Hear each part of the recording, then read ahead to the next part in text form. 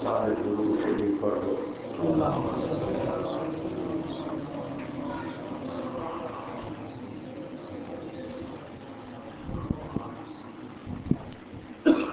میرے عزیزو، یہ ذکر وہ نعمت ہے تخت الثری سے لے کر عرش معلیٰ سے اوپر تک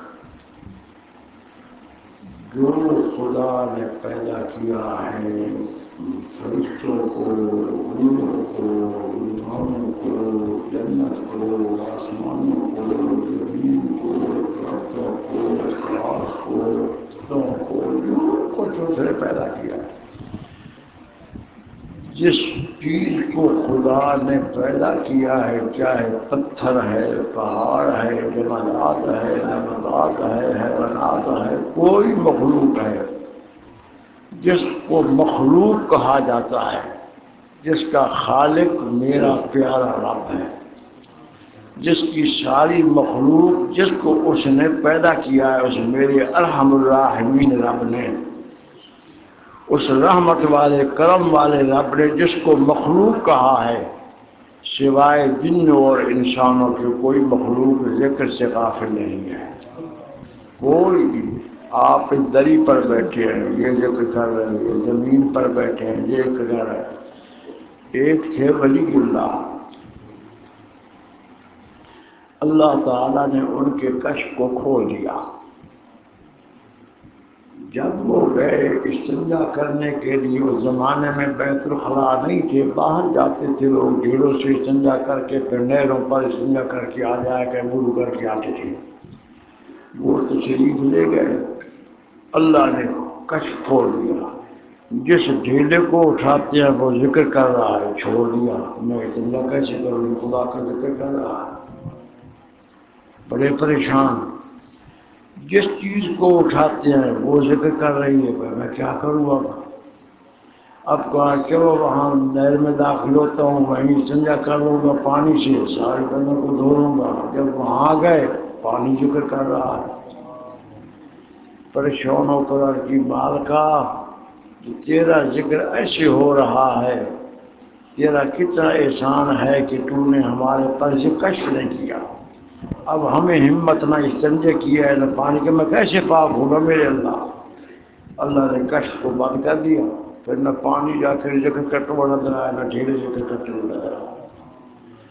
تو اس واسطے اگر اللہ ہمارا کشف کھول دے نا، ہم اتنے بیکار ہو جائیں، کپڑے پہنے تو یہ ذکر کر رہے ہیں، درختوں کو دیکھیں وہ ذکر کر رہے ہیں، اور زمین پر قدم رکھے یہ ذکر کر رہی ہے، چارپائی پر آئے وہ ذکر کر رہی ہے، بچھا بچھایا وہ ذکر کر رہا ہے، کھانا آگے آیا وہ ذکر کر رہا ہے، پانی آگے آیا وہ ذکر کر رہا ہے، ہمارے لیے تو ایک دن گزارنا بھی مشکل ہو جائے۔ اس واسطے میرے رب نے ان کا نام رکھ دیا صامت، یعنی تم ذکر کرو چپ کر کے۔ صامت کسے کہتے ہیں؟ چپ۔ ان کو کیا کہا کہ تم صامت ہو جاؤ، چپ ہو جاؤ، ذکر کرو۔ کوئی بیل، کوئی جانور، کوئی جیسا ہے، یعنی کیڑی مکوڑے مچھر سے لے کر اور بڑے مخلوق تک چلے جائیں، سب ذکر کے اندر مشغول ہے۔ پھر کمال یہ ہے، ہمارے بال سارے ذاکر ہیں، ہمارے بال ہمارے اختیار میں نہیں ہے نا، یہ جو چیز ہمارے اختیار میں نہیں ہے وہ ذاکر ہے۔ ہمارے بال سارے ذاکر ہیں۔ فرمایا تم ذکر کرو ان کا پھر ذکر سنو، تم ذکر کرو ان کا پھر ذکر سنو، پھر تمہیں مزہ آئے گا جب وہ تمہیں ساتھ پھر بال بال کا ملے گا۔ یہ تو اب بھائی پورا ذکر کر ہی رہے ہیں، مخلوق تو ہوئی، سر کے بال ہوں، یہ آبروئے ہوں، یہ جناب علی پلکیں ہوں، یہ بال ہوں، داڑھی کے بال ہوں، جو بھی بدن پر جہاں جہاں بال ہے سب جاتے ہیں۔ تو اس واسطے اگر اللہ یہ سنا دے ہمیں تو ہماری زبان چپ ہی نہ کرے، اللہ اللہ کرتے، لیکن ہمیں آزمانا ہے، ہمیں آزمانا کہ تم کتنا ذکر کرتے ہو، اور ہمیں کتنا تھوڑا بتا دیا کہ 24,000 کا جو 1 گھنٹے میں زیادہ مبتدی کو 2 گھنٹے لگ جائیں گے، منتہی کے لیے 15 منٹ لگیں گے، یہ ذکر ہو جائے گا۔ تو میرے عزیزو، جب تک ہم ذاکر نہ ہوں گے نا، اتنے تک ہم اندر سے پاک نہ ہوں گے۔ اندر کی مرضیں ہم نے نکالنی ہیں، پھر ذکر کر کے ان کو پاک کرنا ہے۔ پاک کرنے کے طریقے ہیں، بعض چیزیں ایسی ہیں جو پاک ہوتی ہیں مٹی سے، بعض چیزیں ایسی ہیں جو پاک ہوتی ہیں پانی سے، بعض چیزیں ایسی ہیں جو پاک ہوتی ہیں دھوپ سے، بعض چیزیں ایسی ہیں جو پاک ہوتی ہیں آگ سے۔ اب انشاءاللہ مثلا بات سمجھ آ رہی ہے آپ کی؟ اب آپ مجھے فرمائیں، آپ نے جانور کو ذبح کیا، بسم اللہ اللہ اکبر کہہ کر چھری پھیری، اب چھری پر خون لگ گیا ہے، مٹی پر ایسے صاف کر کے چھری پاک ہو گئی، مٹی پر ایسے اتار دو چھری پاک ہو گئی۔ تو مٹی نے کیا کیا؟ چھری کو پاک کیا۔ مٹی پاک پڑی ہے، آپ مریض ہیں، غسل کر نہیں سکتے، غسل فرض ہو گیا، فرمایا مٹی پر ہاتھ کر کے پاک کر دے۔ غسل فرض ہو گیا ہے، مریض غسل کرے تو مرض بڑھ جائے گی۔ اب کیا ہے؟ اب تو یہی کام کر کے مٹی پاک پر ہاتھ لگاؤ، تیرا سارا بدن پاک ہو جائے گا۔ تو ہمارے بدن کو پاک کرنے والی کیا ہو گئی؟ مٹی ہو گئی۔ اور چھری اور اسے وغیرہ کو پاک کرنے والی کیا ہو گئی؟ مٹی ہو گئی۔ یہ چیزیں مٹی سے پاک ہو گئی۔ جس طرح ہم پانی سے پاک ہوتے ہیں، ایسے ہم مٹی سے پاک ہوتے ہیں۔ اسی طریقے سے آپ سمجھیں کہ جو چیزوں کو دھوپ پاک کرتی ہے وہ چمڑا ہوتا ہے۔ جانور تھا، بھینس سی حرام ہو گئی، آپ نے اس کا چمڑا اتارا، اس کو باقی گوشت کو دفن کر دیا یا باہر پھینک دیا، چمڑا اتارا۔ چمڑا کیا ہے؟ اب ناپاک ہے، سورج کی دھوپ پر ڈال دو، جب خشک ہو جائے گا خود بخود پاک ہو جائے گا۔ تو سورج کی گرمی نے کیا کیا؟ چمڑے کو پاک کیا۔ ہماری فقہ کے مسئلے ہیں، یہ میں فقہا کی باتیں کر رہا ہوں آپ کو۔ سورج کی گرمی نے ناپاک چمڑے کو پاک کر دیا ہے، یہ بات ہو گئی۔ اسی طریقے سے سمجھیں، آپ کو ضرورت ہوتی ہے راکھ کی، گائے بھینس کی جو ہوتی ہے نا، گوبر ہے، اس کی راکھ میں خدا نے عجیب معاملہ رکھا ہے۔ میں خانہ خدا میں بیٹھا ہوں، میرے استاد جی تھے حافظ محمد سعید رحمہ اللہ تعالی، جب ہمارے پیٹ میں درد ہوتا آپ گوبر کی پاتی منگواتے، اس کو آگ لگاتے، جب وہ جل جاتی اس کی راکھ ہمارے ہاتھ پر رکھتے، اوپر نمک ڈالتے، کہتے کھاؤ اس کو، منہ میں ڈالو، اوپر پانی پیو، گئی پیٹ کا درد۔ پیٹ کا ساری زندگی یہ کام ہوتا رہا۔ جو طالب علم پڑھتے رہے وہ بتاتے استاد جی ایسے ہی کراتے تھے، ہمیشہ گوبر گائے کی وغیرہ کی پاتی لی، اس کو جلا دیا، جب وہ جل گئی اس کی راکھ لی تھوڑی سی لے کر اس کے اوپر نمک ڈال کر منہ میں ڈال کر اوپر پانی پلا دیا، گئی درد پتہ بھی اس کے اندر گئی درد ختم۔ اور یہ تجربہ تو میرا اپنا ذاتی ہے نا۔ اب گوبر پاک نہیں ہو سکتی جب تک کہ جلائیں نہیں، جو آگ نے بھی پاک کر دیا نا۔ اب آپ سمجھیں، اللہ نے فرمایا تمہیں میں نے پیدا کیا مسلمانوں کس کے لیے؟ جنت کے لیے۔ جنت کے اندر ناپاک داخل نہ ہوگا۔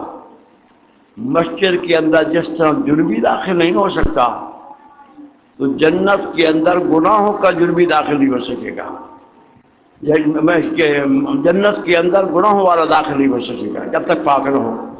یا تو یہاں ہمارے پاک ہونے کے طریقے بتائے، ایک فرمایا توبہ، ایک فرمایا استغفار، ایک فرمایا درود، ایک فرمایا ذکر۔ یہ اگر ان کے اندر ہم کم رہے پھر بھی گناہ باقی رہ گئے تو جاؤ جہنم میں، پھر جنت میں جانا پڑے گا، جہنم کی آگ تمہیں پکائے گی، پھر تم پاک ہو گئے۔ ایمان کے ساتھ تو مر گئے ہو، ٹھیک ہے، تمہارا ایمان ہم نے قبول کر لیا، ٹھیک ہے، لیکن تمہارے جو معاملہ تھا نا گناہوں کا، جو اپنے نفس کے پیچھے لگے رہے تھے، اب تیرے اندر حسد تھا، حقد تھا، بغض تھا، کینہ تھا، نفاق تھا، عجب تھا، غیرت تھی، یہ چیزیں ساری چیزیں تیرے اندر، فلہذا جھوٹا تھا، مکذب تھا، غیبت کرنے والا تھا، بہتان لگانے والا تھا، تیرے میں یہ برائیاں تھی، یہ چیزیں تھیں، فلہذا اب تو پاک نہیں ہوا، چونکہ اب تیرے کے لیے جہنم کی آگ پاک کرے گی۔ اب جہنم کی آگ پاک کرے گی تو 3,00,000 سال تک پہلا قافلہ جہنم سے نکلے گا۔ اب بتاؤ ہمت ہے جہنم میں جانے کی؟ جہنم میں جانے کی ہمت ہے؟ پہلا قافلہ جو جہنم سے نکلے گا 3,00,000 سال کے بعد نکلے گا، جس کا صرف ایک گناہ ہو اور گناہ زندگی میں نہ ہو کہ اس کے منہ سے قسم غلط نکل گئی تھی، چلو بھائی لے جاؤ اس کو بھائی جہنم میں 3 غوطے دو۔ اب اوپر جہنم سے جاتے ہوئے انتہا تک 50,000 سال، پھر 50,000 سال اوپر 1,00,000 ہو گیا، ایک غوطہ، پھر دوسرا غوطہ، پھر تیسرا غوطہ، 3,00,000 سال۔ اب یہ پہلے لے جاؤ، اپنے جنت میں چلے جاؤ، تم پاک ہو گئے۔ صرف حسد کیا، حسد کیونکہ آگ ہے، اس حسد کی بنا پر فرمایا اس 2,90,00,000 سال تک ایک حسد کرنے پر جہنم میں جلنا پڑے گا۔ کتنا؟ 2,90,00,000 سال تک کو جہنم میں ہاتھ سے جلے گا کہ تو نے کیوں کیا تھا حسد؟ میرے فعل پر تو ناراض تھا، میں نے جو اس کو مال دیا تھا، اس کو عزت دی تھی، تجھے آگ کیوں لگ گئی تھی؟ تو خالق تھا، میں خالق تھا، یہ تم نے ظلم کیا، جاؤ اب تیرے لیے جہنم ہے، جہنم میں اس کے بغیر پاک نہیں ہو سکتے۔ تو کتنی مدت رہے گا؟ صرف حسد کیا تھا اور گناہ کوئی نہیں تھا، کتنا مدت رہے گا؟ 2,90,00,000 سال۔ یا تو دنیا میں استغفار کر کے ان تمام برائیوں کو نکال دیں، ایک نماز قضا کر دی ہے، اچھا ٹھیک ہے، 2,88,00,000 سال تو جہنم میں گزار بھائی۔ دنیا میں تیری ایک نماز قضا ہوئی تھی نا، پھر اس کو پڑھا نہیں تھا، 2,88,00,000 سال تو جہنم میں جا، چل تیرے جہنم میں۔ اب بتاؤ جس کے ذمہ 20 نمازیں ہوں گی وہ جہنم سے کب نکلے گا؟ تو پہلا قافلہ 3,00,000 سال کے بعد جائیں۔ اب اپنے آپ کو پاک کر لو، ذکر پاک کرنے والا، لیکن شرط یہ ہے کہ دل کے گناہوں کو ہٹاؤ جو ایمان پر مبشر ہوتے ہیں۔ جس طرح دوسرے گناہ ہوتے ہیں نا، دل کے گناہ براہ راست ایمان پر مبشر ہوتے ہیں، کیونکہ ایمان بھی وہیں، اور یہ گناہ حسد کس میں ہے؟ دل میں ہے، بغض کس میں ہے؟ دل میں ہے، کینہ کس میں ہے؟ دل میں ہے، تکبر کس میں ہے؟ دل میں ہے، حب دنیا کس میں ہے؟ دل میں ہے، یہ ساری چیز دل میں نا۔ یہ گناہ ایسے بدترین گناہ ہیں کہ جن کی وجہ سے یہ ساری چیزیں پائی گئی، پتہ نہیں۔ میرا اللہ فرماتا ہے پھر ان کو جہنم میں اتنا رکھوں گا، ما دامت السماوات والارض الا ما شاء ربک ان ربک فعال لما یرید۔ جب سے میں نے زمین و آسمان بنائے، جب سے میں نے عرش کو بنایا، اس وقت سے لے کر آتے آتے آتے آتے جہاں تک پھر ان کو فنا کیا، اتنی مدت تمہیں جہنم میں جلنا پڑے گا، وہ بھی الا ما شاء ربک، کہتے رب نے چاہا تو، نہ چاہا تو پھر بھی جہنم میں رہو۔ میرے عزیز دوزخ کس کے لیے بنا ہے؟ وقودها الناس والحجارہ، انسانوں کے لیے دوزخ بنا ہے اور پتھروں کے لیے۔ تیسری زمین پتھروں کی ہے، اس پر تمام پتھر کیا ہیں؟ وہ پتھر ہیں جو آگ لگا دیتے ہیں، آتش فضا قسم کے پتھر ہیں، خدا نے وہ پیدا کیے ہیں، وہ جہنم کی آگ کو بھڑکائیں گے۔ وقود کہتے ہیں ایندھن کو، وقود کہتے ہیں ایندھن کو، اس کا ایندھن کیا ہوگا؟ جہنم کی آگ، اور انسان اور پتھر جہنم کی آگ کو بھڑکائیں گے۔ تو اس واسطے میرے عزیزو جہنم کا ایندھن نہ بنے، یہی توبہ استغفار کر کے خدا کے لیے آپ ذات کو بچائے۔ اب آپ دیکھیں میری یہ داڑھی ہے، دیکھ لیا آپ نے، خانہ خدا میں بیٹھا ہوں، ایک دفعہ بھی زندگی بھر میری شریعت سے کم نہیں ہوئی، جب سے ہوئی ایسی آ رہی، جس طرح اس کی سارے ایسے آ رہے ہیں۔ اچھا، جس انسان نے ایک دفعہ داڑھی پر اس طرح پھیر دیا یا شریعت سے ایسے کم کر دیا جتنے بال کے اتنے بچھو قبر میں اور اتنے بچھو جہنم میں ڈسیں گے۔ اب آپ غور فرمائیں ہمارا حال کیا ہوگا اگر ہم اس کو کٹواتے ہیں، شریعت کی 4 انگل کے علاوہ کم کراتے ہیں، 3 انگل کر دیتے ہیں۔ اب وہ بال جتنے ہوں گے 3 انگل والے وہ کیا ہوں گے؟ وہ جہنم کا کیا بنیں گے؟ سارے بچھو بن جائیں گے۔ حکیم صاحب جہاں بیان فرماؤ تو نے بے داڑھی والے کے بچھو دیکھے ہیں یہ سر سن لو ہمارے پاس دیکھا تمام بچھو ایسے تمام بچھو کے منہ پر تھے، لوگوں نے داڑھی سے دیکھا بنایا تھا، جب نکالا تو بچھو تھے، اس کو وہیں دفن کر دیا۔ آدمی بھی گواہ ہے، کیسٹ موجود ہے، سب کچھ ہے۔ تو یہ نہ سمجھے ہم داڑھی چھوٹی کر لیتے ہیں، یہ خیال نہ کریں، پتہ چلے گا مرنے کے بعد کی کیا حشر ہوگا تیرا۔ جس کو رسول اللہ کا چہرہ پسند نہیں، وہ نبی کا وفادار نہیں، وہ جنت میں کیسے جا سکتا ہے؟ آپ دیکھیں نا، جس کو نبی کی شکل پسند نہیں وہ مومن کہاں ہو سکتا ہے؟ پھر آپ دیکھیں میرے نبی کا فرمان ہے ہر نیکی کا اثر قیامت کے دن جدا جدا ہوگا۔ تہجد کی نماز کا نور قبر میں کام دے گا، داڑھی کا نور پل صراط پر کام دے گا۔ اگر داڑھی نہیں کی تو پل صراط پر کوئی نور نہ ہوگا۔ جب وہ گئے جائے گا اوپر قدم ہی رکھا بہت وہیں جہنم میں داخل ہو گیا، اب نہ دیکھ سکے گا پل صراط کو، نہ جہنم سے نکل سکے گا۔ پھر سمجھ آئے گی کہ مولوی سچے تھے۔ اللہ فرشتے کہیں گے تمہارے پاس ڈرانے والے نہیں آئے تھے؟ انہوں نے تمہیں بتایا نہیں تھا؟ کہیں گے بلا قد جاءنا نذیر، ہمارے پاس ڈرانے آئے تھے۔ فکذبنا، ہم نے ان کو جھٹلا دیا تھا۔ وقلنا، ہم نے کہا تھا ما نزل اللہ من شیء، اللہ نے کوئی چیز نازل نہیں کی، ہمیں خواہ مخواہ ڈراتے ہیں۔ یہ ہمارا عقیدہ تھا۔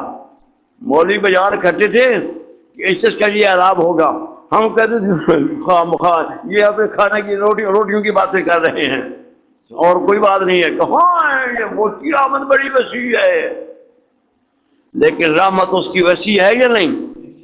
لیکن خدا نے کیا فرمایا؟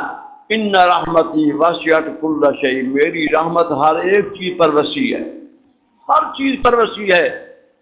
ان رحمتی وسعت کل شیء، ہر چیز پر وسیع ہے، لیکن ہے کس کے لیے؟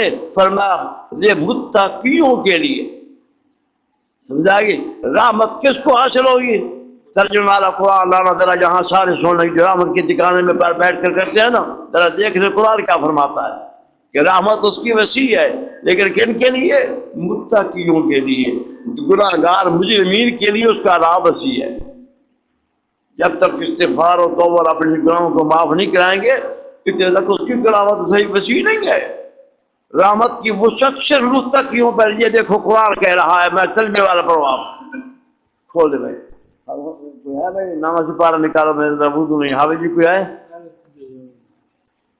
ان رحمتی وسعت کل شیء فساکتبها للذین یتقون، نامہ سے پارہ دوسرے پا بواد نام موسیٰ سلاکین سے آگے فساکتبها للذین یتقون، اس کا ترجمہ کو کیا ہے بھائی؟ میں نہیں کہتا تو آپ کریں۔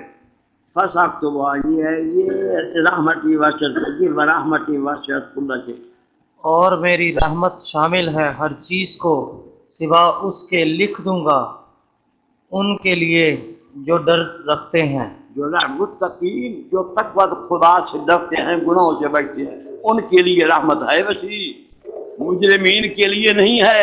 یہ یاد رکھنا، ان کے لیے جہنم ہے۔ اللہ آپ کو مجھے بچا، آپ ذکر فرماؤ۔